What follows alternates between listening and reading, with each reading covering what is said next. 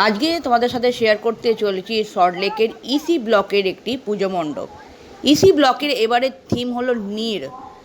আর এইখানে দেখো সাইডে সাইডে সব মাটির কলসি দিয়ে পুরো টোটাল প্যান্ডেলটা করেছে।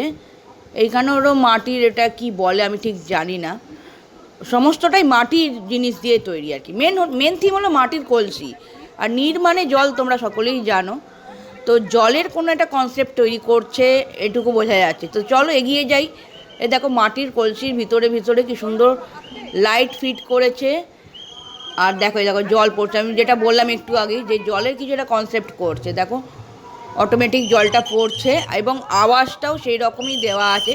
কিন্তু এত লোকের ভিড় আর এত বাঁশির আওয়াজ, হ্যাঁ সেইভাবে ভিড় নেই, তার সত্ত্বেও এত বাঁশি বাজাচ্ছে, মানে থিমের যে সুন্দর সাউন্ডটা সেটা কিন্তু শোনাই যাচ্ছে না। খুব সুন্দর করেছে কিন্তু। বাঁশি বাজি বাজে মাথা মানে কান কালা করে দিল। আর একটুখানিও দাঁড়াতে দিচ্ছে না, ছবি তুলতে দিচ্ছে না। কি যে ওদের তারা কে জানে, বুঝতেও পারি না। দেখতেই পাচ্ছ বিভিন্ন জায়গায় সেলফি জোন করা আছে, কিন্তু এতে মাটির কলসিগুলো এমন থিমে সাজিয়েছে সবারই ইচ্ছে করছে হ্যাঁ দাঁড়িয়ে একটা ছবি তুলি। কিন্তু এত তাড়া মারছে, এত তাড়া মারছে।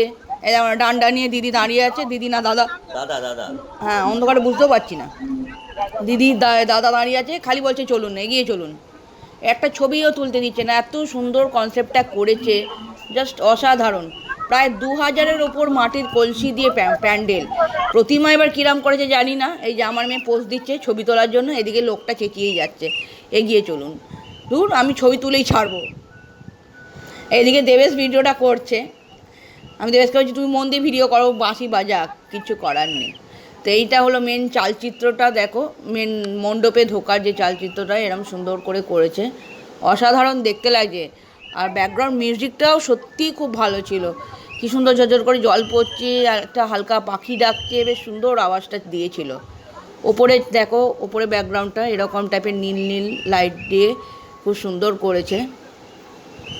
আর এইটা একমাত্র সন্ধেবেলাই ভালো লাগছে দেখতে, এত আলোর যে কনসেপ্টটা করেছে না, এটা সন্ধেবেলার জন্যই পারফেক্ট।